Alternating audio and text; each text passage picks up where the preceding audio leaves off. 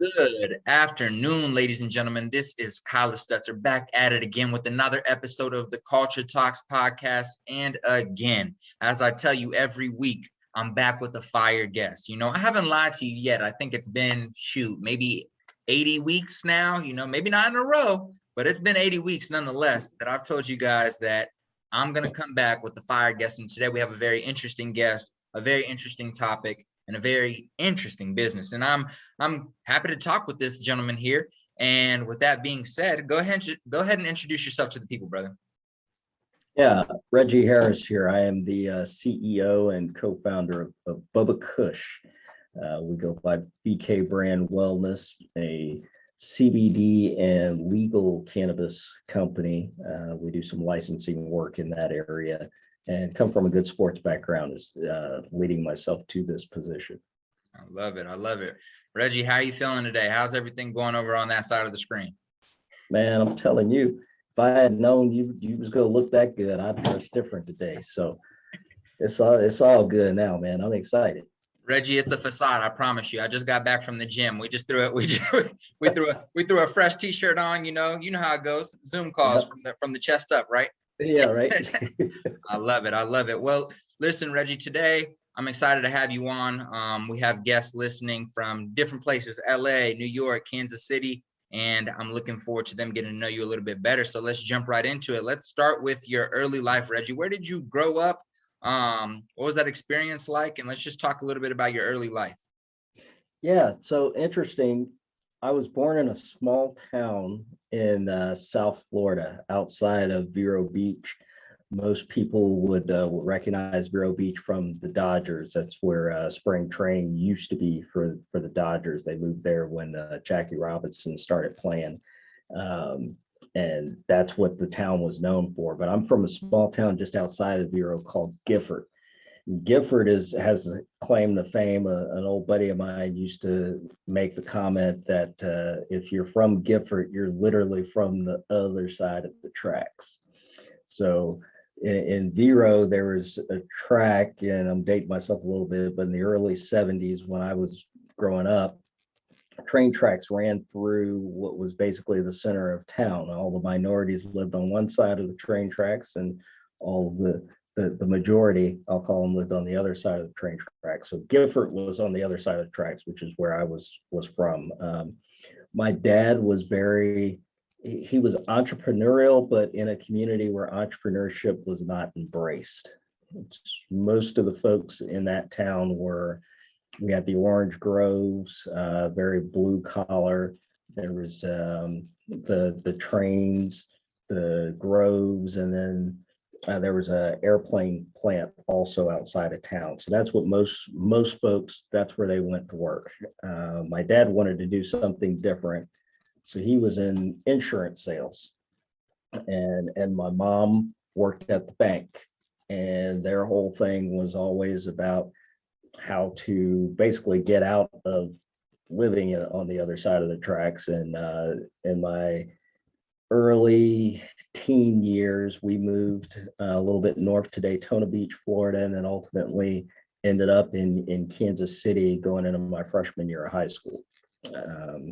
Major culture shock going from That's what I was going to ask. What was that transition like, especially at such a prime period in your life? You're 13, 14, 15 years old. That's our, junior youth age, where we're kind of transitioning into youth and then adulthood. So what was that experience like leaving the South? A lot of people forget that even though Florida is the most southern point, a lot of people don't associate Florida with the South. So coming from the South at that time into the Midwest, What was different? What was the culture like? Talk to me. Yeah, and I tell you, a lot of people do. You think of Florida, if you haven't lived there, people just think of Florida as Miami and what they see on TV. Florida is very southern. Okay, Florida is more Alabama than Miami in most places. So, excuse me. So I grew up in the South, where like I say, the separation of cultures and the racism was still very prevalent. Moving to Kansas City, my parents actually moved us into southern Johnson County, and I walked in and went to Blue Valley North, and to say culture shock was an understatement initially, because I'm walking in with a mentality of where I came from, completely different here. And especially with that Blue Valley School District, because Blue Valley School District, a lot of what I'm not going to say there's not racism, because there's racism everywhere, but the bigger qualifier in that school district was how much money was in your bank account. That was the separator. There was more conversation about going to college. We didn't really talk about going to college in Florida. The conversation was just being able to get out of school and get a degree, because that was the challenge in the schools in Florida, was getting kids to keep their grades up to even graduate. So I came to a Johnson County high school where they actually expected me to do homework and study and fill out college applications. It was like, what is this? I go from being a straight A student to having to fight to be able to even make the honor roll. It was a major shift. And then culturally, Kansas City versus an East Coast, just the mentality here is a lot more laid back. It's a lot friendlier. It's a better, I always tell people it's a great place to raise a family. Not nearly as aggressive and cutthroat. Understandable. That's been kind of my experience as well, jumping around from New York to LA to Kansas City. Is like, at the end of the day, all of them have amazing things about them, but in terms of raising a family and not being super cutthroat and you having a little bit more peace, definitely Kansas City is a good place to be, especially Johnson County. So you mentioned, which we'll get into, you have a background in sports and business. So how did that, early interest in sports and athletics come about? Were you playing football, soccer? Were you watching a lot of it growing up? Were there any inspirational athletic figures you looked up to that inspired you to want to be involved in sports? Can you talk about that a little bit? So this is something that we tell people in sports all the time, that kids have to see someone that look like them to aspire to be them. So I mentioned I grew up in Florida in the 70s, mid to late 70s. The starting quarterback for the Tampa Bay Buccaneers was Doug Williams. So Doug Williams, to me, I had this vision of a quarterback being black, because that was a starting quarterback that I grew up when I'm 5 years old. That's who I'm seeing on TV as the starting quarterback for my favorite team, because we lived in the Buccaneers TV area.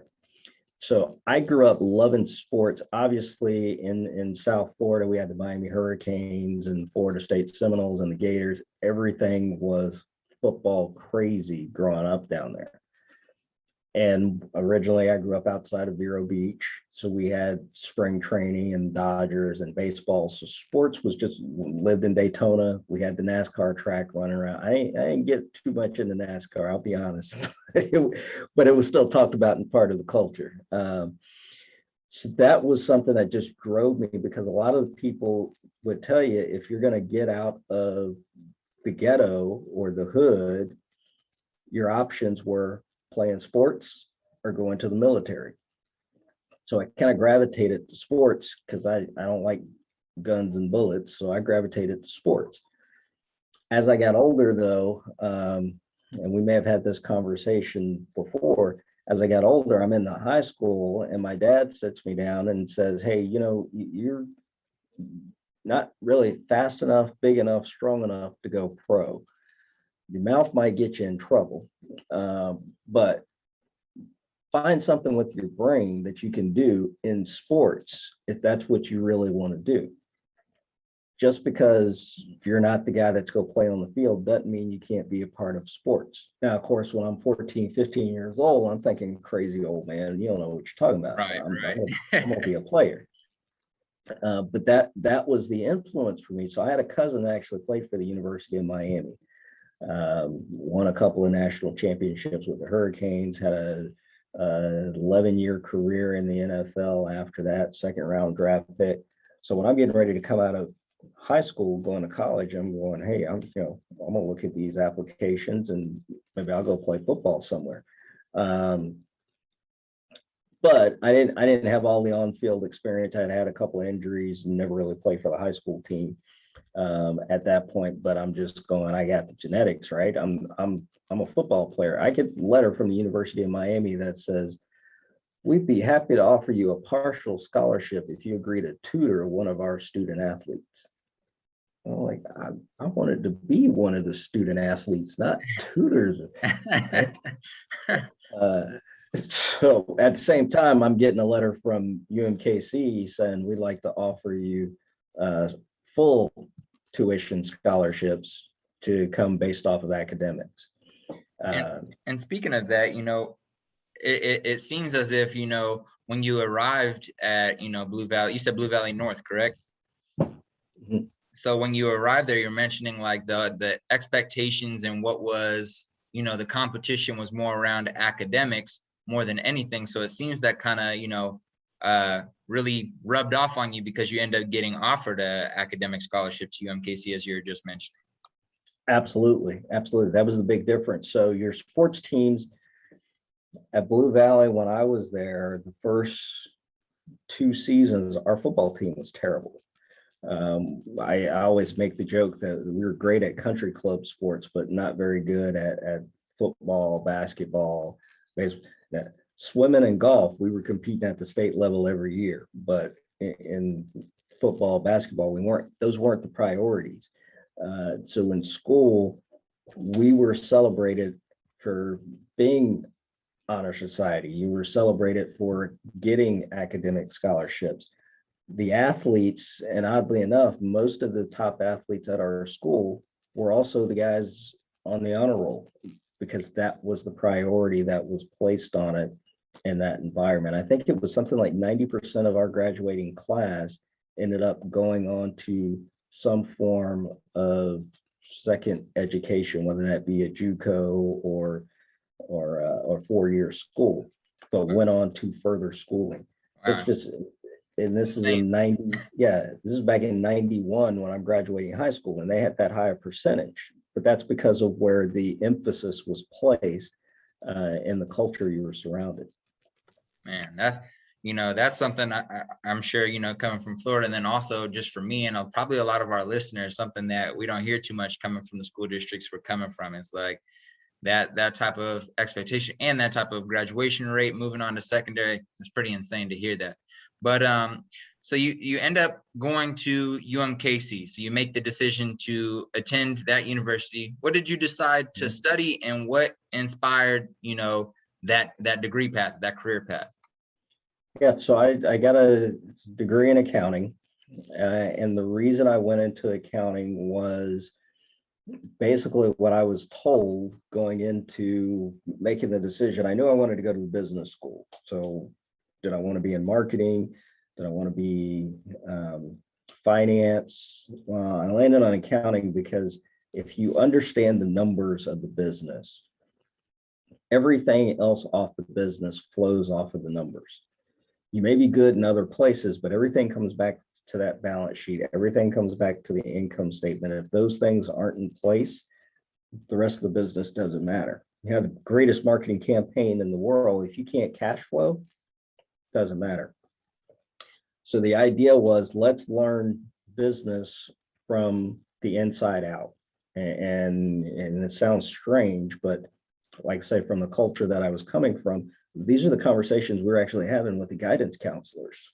All right, this is what I want to do when I grow up. Excuse me. How do I get there? And this was, all right, well, if you want to be a CEO of a company someday, or you want to own your own business, in accounting, you're going to learn these principles that are going to help you get there. And then you're going to have a career path from there. Another thing with sports, oddly enough, that came in here, at that time, there weren't a lot of sports management programs out there.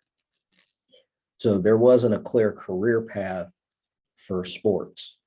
So the idea also was, if I know business, business translates to everything. Doesn't matter what your end product is. The business principles are still the same. Accounting gave you that foundation and that exposure that also led me to be able to go work for a public accounting firm right out of college. Was in public accounting for 5 years, where you get direct exposure to a lot of different businesses, a lot of different processes, and you really get to learn the pros and the cons of how to run your business every day. I love that. And would you say that's kind of like the foundation of everything you've done to date, you know, like being able to attend university and then that first position coming out and really understanding business from the inside out, and especially understanding the numbers and how to understand, you know, unit economics, how to understand cost of goods, how to understand, you know, the P&L statements and how to write one up or how to analyze one. Would you say that's really, you know, been one of the most important, you know, foundational principles or learning periods, those first 5 years out of school? Absolutely. So I worked for Arthur Andersen right out of college. And those who are old enough to know the story of Arthur Andersen and the eventual demise of Arthur Andersen will know why I say this. I used to tell people the best line item on my resume became the punchline of my resume because I went to work for Arthur Andersen. But the two best career decisions that I ever made also was the day I decided to go to work for Andersen and the day I decided to leave. Because what I learned during that time while I was there, I still use today. The principles of culture, the principles of how to run a business, the professionalism, everything about that. Some of the things that you're doing when you're in an accounting firm, law firms are similar to this as well. When you're worried about your billable hours, you're worried about your profitability, you're worried about your utilization. Right out of college, a first year associate in an accounting firm has to worry about all of that. Because if your numbers aren't where they are supposed to be at the end of that year, guess what? You get fired. This was not an environment where you could just come in and punch the clock. There was a up or out mentality in accounting firms. And if you weren't generating enough billable hours, you weren't around the next year. It wasn't, hey, you can do better. It was, what's the result? What's the same in small business? It's the same in startups. It's the same when you're running a football team. If you're not winning, you're out. If you're not performing, you're out. I mean, you're an entrepreneur. If you don't bring your money into the house, I'm pretty sure your landlord doesn't go, Collis, that's okay, man. You can get me next month. Right. It's not how it works, right? Right. So that was a great foundation and a great learning, because then that gets instilled in you of, hey, I got to perform every day and I got to be out there thinking about the principles that drive business, because I am basically a business. The partners at the top of the firm didn't care. They're going to hire 20 new ones the next year anyway. So I love that. I love that. And you have quite a few years of experience in branding, and branding is super important to business overall. Especially, I feel like it's a word that we hear so much now with social media and all these, you know, business influencers on the internet. We hear branding this, branding that, branding this, branding that. This is my brand. I own a brand. I got this brand, right? So we hear that word so much. But what does branding really mean? What does it mean to you? And what are like some foundational principles of branding that you apply to some of the businesses that you've worked for or that you've created? Yeah, branding does get overused, and sometimes I think it gets lost because people hear it so much, but it is vitally important. Your brand is what people know you as, what they recognize you as. So why would you not take the time to pay attention to making sure that it's crafted correctly? Your business, you as an individual, all of it's super important. We associate with brands not only just because we like them, because also we aspire to be them. So I always say, excuse me, that's not COVID, by the way, that's just allergies. So in case y'all wondering, I'm good. We're safe over here. Yeah, you're good. I always tell people part of what I say is that you have to go after what you want. And I say that want is a 4-letter acronym that I use and live by. That's your work ethic, your attitude, your network, and then the team you surround yourself with.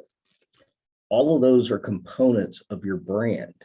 And if people don't see that brand in you, you're not going to attract the things that you want.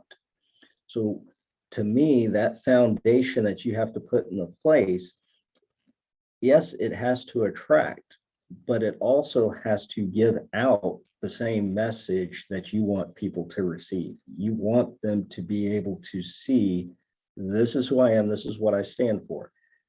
I think where people get it a little confused right now with social media is they have a hard time separating business from personal.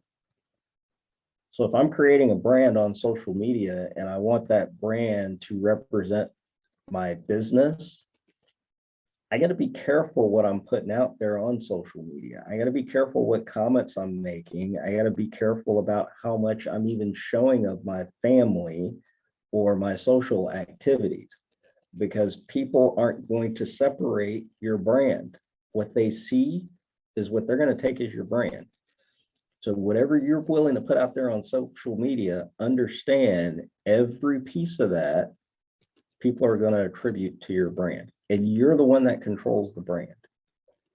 I love that. Love that. So one other quick thing before you ask your next question. I grew up, like say, I grew up in South Florida in the market with Tampa Bay Buccaneers, late 70s, early 80s. Back then, the NFL's blackout rules applied. So Tampa Bay home games were blacked out a lot, which means we got the national game. And back then it was the Dallas Cowboys. So I ended up being a Dallas Cowboy fan growing up because that's who I saw on TV. As much as I saw the Buccaneers, I saw the Dallas Cowboys, maybe even more. The Dallas Cowboys always has been one of those recognizable brands and did such a great job of branding themselves over the years. Even when they would go 1-15, their ticket prices were still the highest. The Dallas Cowboy cheerleaders were still the most famous.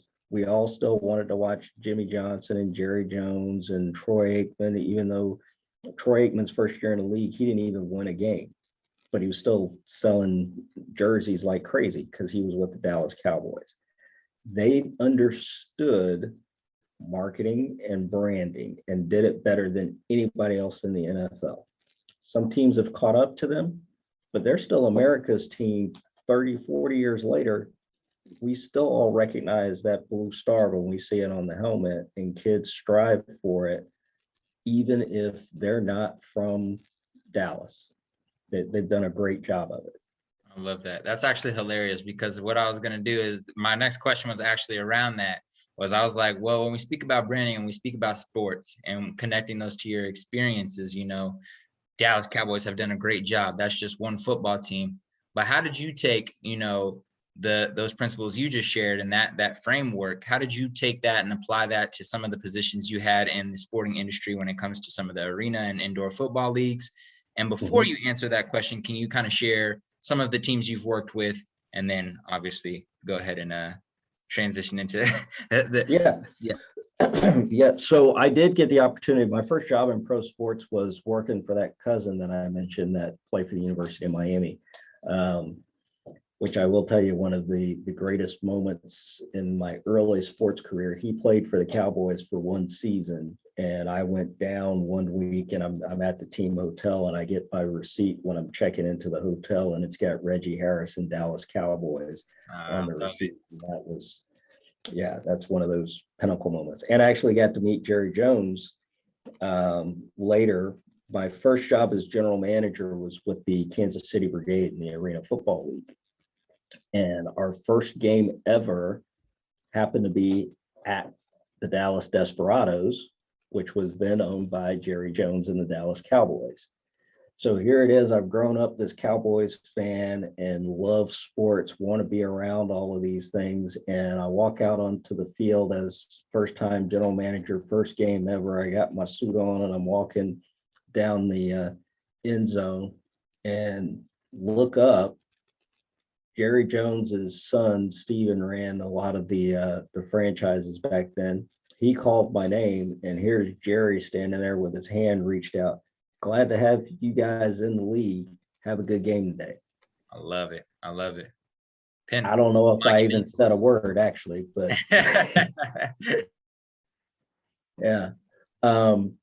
So to your point, so I worked for the Kansas City Brigade. It was my first team in the Arena Football League. I also worked with the San Antonio Talons. Here in Kansas City, the Kansas City Phantoms, which played out in Independence. And then most recently was with the Cedar Rapids River Kings in the Indoor Football League, and have done consulting for a number of other ball clubs in between that time frame as well. One of the things that I brought into that experience from that branding and marketing standpoint, 2006 was our first season with the Kansas City Brigade.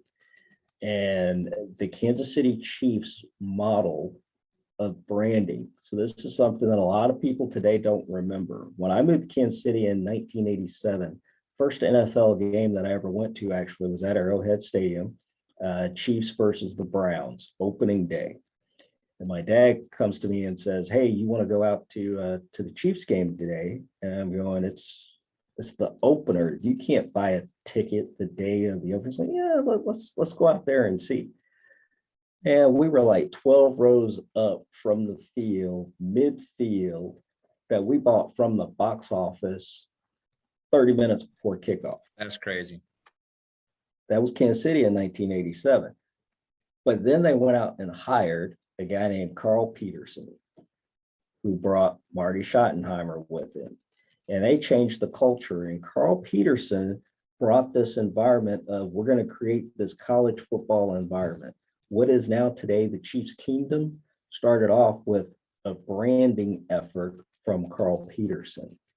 Carl branded the Chiefs to where we believed that this was our team. They cared about our community.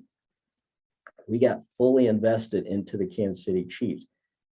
I don't believe Carl Peterson was really all that bothered that they didn't win a Super Bowl. Of course, he wanted to win a Super Bowl, but the priority was to put a product on the field and create an entertainment environment to where people wanted to be at that game. It was the must-see event every week out at that stadium. So we took that and we translated it into arena football. Now, our time of year is a little different. So our first game is in March, February timeframe. It's freezing outside. We have our first home game, commissioners in town. And I remember getting, because I typically get to the arena 3-4 hours before kickoff. That's when my game day started at the arena. And the commissioners said, "Hey, what's going on outside? Like, what are you talking about?"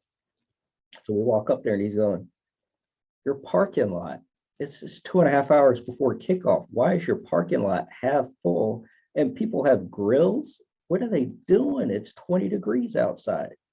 Like, welcome to Kansas City, right? So we borrowed a lot of those same branding things from what I saw the Chiefs doing and applied them to us in arena football. We always say with arena football, or I always say, and I stole this line, but I've used it more, so I take credit for it. Arena football was always, to me, a rock concert that a football game broke out at. I wanted to entertain you and show you a good time, whether or not we won or lost the game. And I also wanted to be in the community, and I wanted you to see my players, coaches, and staff out in the community, because if we did that and you felt just like with the Chiefs, this is a team for the community, you'll come out. So that first season, we sold out Kemper Arena 3 times. Wow. I love it. So it worked. It worked. It absolutely worked. And we actually probably were the last sporting, I'm sure we were the last sporting event to sell out Kemper Arena before Sprint opened and all the events started leaving there. And we only won 3 games that season, by the way. We went 3-13 that year, and we sold out our last home game of the season. I love it. And that shows you the power of creating, community at the end of the day. And a lot of the ways that community is created is through how you market yourself as a business, and how you look, what your image looks like from the outside. When people are learning about you at the get-go. So I love that. So I do want to transition into talking about Bubba Kush. So, ladies and gentlemen, I want you guys to listen closely because this is something new. This is something fresh. And this is what you need to tap into for today. Also, ladies and gentlemen, we got Tony on the call. I'm not going to make you talk, Tony, but I just seen your face up there, and I just wanted to say shout out to Tony because he helped put this together as well. But let's talk about Bubba Kush. So, co-founder, CEO, how did Bubba Kush enter your life? When was this idea born, and how was it brought to you? Interestingly enough, COVID hit, and the team I'm running up in Cedar Rapids, Iowa, our season gets suspended. I'm on my way driving home from Iowa, not knowing what's next. I mean, we were all in that state of turmoil. And I get a phone call from one of the guys that used to be around back in the Kansas City arena football days. And he says, I want to introduce you to this guy, Bubba Kush. And my first response was, man, that sounds really familiar, but I don't know why. He goes, well, it's one of the most popular strains of marijuana out there. I hadn't smoked before. So my response was, no, that can't be it. And he goes, okay, well, do you ever listen to hip hop? Like, of course, yeah. I mean, I've been in sports. How can I not listen to hip hop? He goes, well, it's been mentioned in a dozen different songs. Like, okay, well, maybe that's where the connection is. So I was curious then, okay, why do I need to talk to this guy that's got the most popular strain of weed? Well, the idea was Bubba was wanting to release a spray, a CBD spray, and wanted to create a sports division. So he needed to take his brand from what had been black market, we don't talk about, we don't spread it. Now he wants to take it mainstream, national. How do we tie that brand with something like sports and create a brand that could then go national? Excuse me. So the opportunity, I gotta say, I was not initially just all fired up going, this is the greatest thing ever, because again, I'm worried about my personal brand. Right. So my first reaction is, can I associate my brand with a marijuana company? Even though our lead product was CBD, which was being pitched to me, that's legal in all 50 states and a product that had health benefits and people were celebrating at the time. Gronkowski was talking about, he had just retired from the Patriots for the 40th. Yeah. But even with that, there was still a little bit of a stigma around the industry. So I had to take a step back and say, is this something that really fits who I am that I could put my name to and associate with? So I started calling around and talking to a few people to get their opinions and their advice. And one of the things I found was I was always known as a player's GM. Always wanted to help the players once they left the game, help them with their lives, wanted to make sure that they understood you're not just a piece of meat. Mm-hmm. At some point, you're going to stop playing football. You need to have skills, all these type things. Well, I started talking to some of my former players and realized how many of them used CBD and also cannabis for recovery, used it to control anxiety, used it to improve their quality of life. There were guys that I ran into that told me stories where they could not function if it weren't for CBD that they were taking every day. And they didn't want to be on the narcotics because the narcotics gave them a feeling that didn't work for them. So for me, my brand has always been about helping people, presenting something that improves quality of life. And I've always been about the players. So now I've got this product being brought to me with a historical brand. Bubba Kush has been around 25 years. Hard to believe that, but Bubba Kush came out 25 years ago. Matt Bubba Burger discovered this strain while he was hanging out with Cypress Hill. That product and that brand has stood the test of time. So it's got tenets already built into it that is a brand, but it had never been cultivated and had never been actually groomed. So that was the opportunity. And I got my business partner, Steve, to come in and take a look at it as well and say, yeah, there is an opportunity to take this brand that has all the basic building blocks, but just has never been connected and go to a whole nother level with it. I love it. I love it. Ladies and gentlemen, before we go on a deeper dive into Bubba Kush, I want you guys to go get some water. I want you guys to go get some H2O, go get some food, go look Bubba Kush up right now. You know what I'm saying? Maybe you have some gummies sitting around the house. Go do what you need to do. We're going to take a quick ad break and we'll be back in 2 seconds. Welcome back, ladies and gentlemen. Hopefully you got yourself some water, some snacks.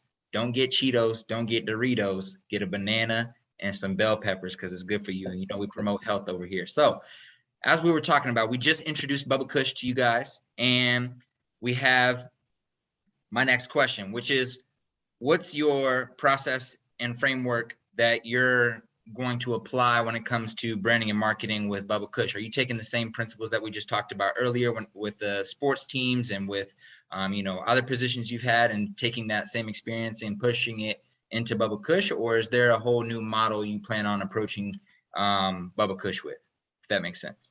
Yeah, a lot of similarities. The biggest difference is now we're dealing with a consumer product. So it is a slightly different mindset when you're dealing with a consumer product versus selling an event, let's say. Because with an event, I'm planning to get you to show up at the arena 8 times, where with a consumer product, I want you to be consuming it all the time. I really want you going out buying something monthly, something that becomes part of your everyday life. So the brand message has got to be a little bit more personal, and it's got to be a little more, I don't know if personal is the right word. It's recreation when I'm talking about a team, where when I'm talking about Bubba Kush, I'm talking about how you feel. I'm talking about health. I'm talking about wellness. We use the term elevate your wellness. Right. So it's deeper than just the social aspects and entertainment. So when I talk about arena football, I say it's a rock concert that a football game broke out at. With Bubba Kush, we're almost doing the exact opposite, because the cannabis industry has been known for years as, hey, it's Friday, I'm gonna go get high and I'm gonna kick back. That's not what we are actually doing with Bubba Kush. We're talking about a wellness platform to where it's more about your health and your abilities in living a better quality of life. So now I'm taking it out of recreation and I'm taking it into what's your personal. How does this help you deal with your anxiety? How does it help you? I tell people, when you hit 45 is when you can go to bed completely alone by yourself, completely healthy, and wake up the next morning injured. So how do I get rid of those aches and pains? What am I doing to help that? What is it that is going to drive that? But then at the same time, there are some tenets of the brand message that does have to also go along with high quality. We got to go along with aspiring for a higher quality of life, kind of that aspirational, where do you want to be? Where do you want to go? Here's a product that helps you with that as well, helps your quality of life. So there are some tenets of it that are the same. And you go through the same evaluation process when you sit down to figure out what is the right brand message. And we went through the process of sitting in a room and going, who is Bubba Kush? What does that, kind of like I said with your earlier about your personal, who do you want people to know you are? We have to do that with the brand too. the brand has that same individual branding and importance as well. I love it. I love it. And, you know, a lot of times when people join a business or they decide to start a business, one of the big reasons that they fail is they didn't quite understand the purpose behind what they were doing. They didn't really value what they were doing. So what is it about the brand that you really value? What is it about Bubba Kush that you really connect with on a personal level that helps, you know, drive you every day to come into the office and continue to work on building this brand and connecting a community to it and continuing the growth of, you know, the products and how people look at Bubba Kush? What is it that draws you yourself to it? Yeah, again, it goes back to that helping people and providing better quality of life. A lot of people look at the cannabis industry as it's emerging right now as this, they call it the green rush. Everybody's running to the money. If you're in this business just to make money, you can do that, but you're in it for the wrong reasons. The business has to be about what it's doing for the customer base and the people that you're selling to. I'm a strong believer, and I tell people every year I go through an evaluation where I sit down and say, do I enjoy what I'm doing? And is it making a difference? And if I can't answer yes to those two questions, I immediately start looking for my next opportunity. So with Bubba Kush, I'm looking for how is this going to help people? How is it going to help the community? How does it help you feel better, perform better, higher quality? How am I able to deliver that to people who may not have had the ability to do that before? A lot of people will talk about the pain medications and the prescriptions and those type things. So we're not allowed to say in the cannabis industry, we can't come out and make medical claims, right? You can't make medical claims with vitamins either. What we can tell you is here are the things that our product may help you with, or you may see results from this. So we come out and we're educating people on, hey, there may be an alternative to you taking opioids. This may help you maybe not take as much. I'm not saying that I'm going to eliminate all prescriptions. That's not the goal. The goal is to help you live a healthier lifestyle, a more fulfilling lifestyle. Go ahead. I love that. I love that. I wanted to ask, you know, with you know, for people to be able to understand that, especially with the new brand, how are you getting in contact with potential customers or potential interested people? Like, are you guys throwing events? Are you guys, you know, who are some key partners? Like, what are you guys doing to build awareness around Bubba Kush, especially in the Kansas City area where you guys are currently kind of based out of? Right. And you're catching us right at the beginning of that. So we've just started really launching our social media campaign and some of our marketing efforts. It is going to be very heavy event based. Some of the restrictions around the industry force that. I mean, it's really a personal one-to-one type thing that you have to do to get the message out in some cases. Some of the things that you will see us doing, however, excuse me, we're going to collaborate and we're looking to work with even some of the colleges and universities so that we can go out and educate students on the proper uses, how this is meant to be used, but also talk about some of the entrepreneurial aspects of things as well. Talk about building a business and starting from the ground up. So we're actively doing those type things. We have some former pro athletes that are part of our group as well that are acting as ambassadors, and they're carrying the message, sharing it with their followers and sharing their stories, telling their stories of what they went through, because a lot of folks haven't heard the real stories of how CBD and even cannabis has impacted the athlete community. You'll notice a lot of leagues are no longer testing for it, but why is that? And telling that story is something that's been very beneficial for us and allowing other people to say why this helped them. I love it. I love it. And I have two relatively tough questions just because I know that it'll come up, you know, just from people who listen to this. And when I'm with my friends, especially in the Black community, and we're talking about these topics and companies, coming out, and I know you guys are on the branding and marketing side more, but dispensaries and all this money rushing into this industry.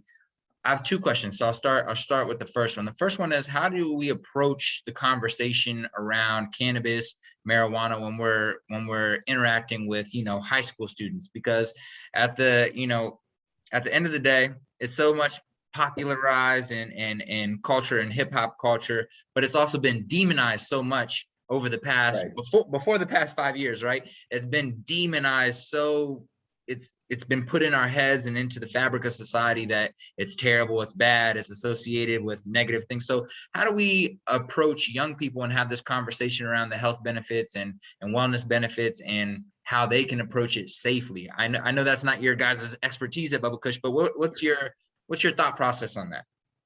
Yeah. So our products are primarily for those 18 and older, right? But there are those in high school that could benefit from like our CBD products because of the anxiety that our kids are facing, the depression that they're fighting, those type things. So that narrative is very difficult right now. And I have a high school student right now myself, 15-year-old daughter, and we have this conversation. Yeah, we have this conversation frequently, and she uses CBD for some of her anxiety issues, but I have intentionally told her the difference between CBD and cannabis, and not putting cannabis in a negative light, but explaining to her, just like there are medications that we don't give to children, there are remedies and solutions that are out there for the right reasons. So someone that has cancer may benefit from consuming cannabis because it will help them with their appetite. If you're a high school student and you're having anxiety issues, your cannabinoid system could be balanced just by CBD. You could be getting those benefits from that product. So it's an educational thing too, to where this is not just getting high. This is about, what can I do to help you feel better? If there's nothing wrong with you, why would you be smoking marijuana if you're in high school? It's probably not the proper use, not the best.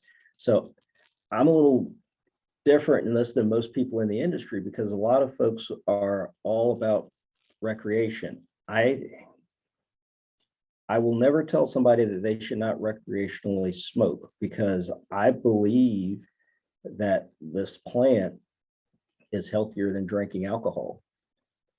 And I drink alcohol all the time and nobody says anything about it. And I do it for recreation. I never drink alcohol just because, oh, my shoulder's hurting. So let me grab some tequila, right? Right. That's not the conversation, and it's not healthy. So if you smoke for your recreation and relaxation, I'm not the one to tell you not to do that. But I will tell you that there does have to be some type of restrictions, and it's not just some free for all where we're now going to just start having everybody smoking and no, it's not like that. It still needs to be controlled and contained, just like we do with alcohol. You still need to watch and monitor, and not just carte blanche. Moderation in all things, right? Yeah. So my follow-up question or secondary question was the conversation around mass incarceration of individuals who were arrested, for having a small amount or a certain amount of marijuana on them in the past, and now they're serving 10 to 15 to 20 or more years, unfortunately. And now hundreds and hundreds of companies across the country are profiting in the millions and billions of dollars. And of course, the community is not extremely happy about that, especially because of the individuals who are profiting. So what's your approach to that? Is there anything that Bubba Kush plans to do in terms of social awareness or conversation around that topic? And even if not, what's your approach to that and your thought process around that while working for a company who's in the industry? Yeah, we do a lot around social awareness and dealing with the community at Bubba Kush. That's one of the things that we embrace. Um, we like to point out the fact that we have an African American CEO and owner, very unique in this industry. And sometimes I'm the last one that wants to point that out and draw attention to it because of just society. I don't want to be the you're always concerned that you're going to be the first black guy to do anything, right? I don't ever want to be that. I just want to be Reggie. But the reality is the neighborhoods and our community, people with black and brown skin, have been unfairly and unequally prosecuted over this plant over the years. And there is a social justice component to this where that education needs to be there. And there needs to, I don't know how you immediately reverse that. And that's going to take a lot of work and take a lot of education. But these individuals that are sitting in jail for something that people are now making millions and millions of dollars off of in the same state too. I'm not even talking about where you're in a state where it's still illegal. You could be sitting in a state where this is 100% legal and recreational, and you got a guy sitting in jail for something he did 10 years ago before it became legal. There has to be, how do you get that person re-entered into society? There has to be some of that expungement from the record type things. There has to be a reach out of helping build and better those who have been unfairly targeted by that. We embrace it. I'm never going to just run out and say that you should give me something because I'm black, because I don't believe that. Right. I love that. Yeah, I agree. But what I will tell you is I feel like I owe it to the other kids out there that are black and brown that don't see people. Remember that I'll tie it all the way back to Doug Williams when I said the reason that I thought about being a quarterback in the NFL was because I saw a black quarterback in the NFL. Yes. Mm-hmm. If our kids don't see black CEOs, black business owners, if they don't see that and understand, I can run a cannabis company and not be a drug dealer. I'm not a thug. I'm not doing something illegal. I'm not doing something against the law. I'm not hiding out in darkness. I'm not on the street corner peddling. I can be a 100% businessman with a college degree, college educated, living in whatever community I want to live in because I can afford to, and be a black man. If they don't ever see that, how do you aspire to it? 100%. And that's what the podcast is all about. So I'm really glad that you said that right there, because I just want to remind the audience, regardless of what the color of your skin listening is right now, really the whole intention of this podcast is to interview individuals in various, diverse amount of career fields doing awesome things that, have been educated to think that they can't do that because they only can play sports or they can only be a rapper. Especially in our community. Obviously, this conversation also goes to women and Latinos and Asians as well. And we all have, boxes we've been put into by society. But the whole intention of this podcast is to give the young people and people who are 27 still trying to find themselves, right? The inspiration to understand that it's possible to do whatever you want to do, really. And so I love that you mentioned that. Reggie, I want to ask you, if you were in my seat right now, what's one question that you think I should have asked you? What's one question that you think I missed? Wow. That's a tough one. I like that one. What's next? What's next, Reggie? What's next? Yeah. What's next? Because I feel like I'm 48 years old. I used to be one of those guys that didn't think past 35. Now I'm 48 and I appreciate it because I understand how rare that is to be A black male, 48 years old, college educated, never been arrested, never been to jail. What's next is going to be not only building this and taking it to a level that nobody's ever seen in the cannabis industry before, because we're going to build a brand that nobody's ever been able to do in cannabis the way that we're going to do it. We're going to build a brand that everybody's going to look back 5 years from now and go, oh, snap, that's what a brand in cannabis is. But I'm going to bring a lot of people along with me in the process. And that is what's next for me. At 48, I've done, I mean, I have stories for days. I've lived an incredible life. So now it's about how do I take this and leave the legacy for others to repeat. I love that. I love that so much. Reggie, my final question for you today is, it's your last day on earth, right? You're 177 years old. You're sitting at a dinner table and you have your great grandkids in front of you. You know, you may have written thousands of books. You might have a documentary about you. You might have the legacy of the companies you've built. But unfortunately, that has to all leave with you when you leave this earth.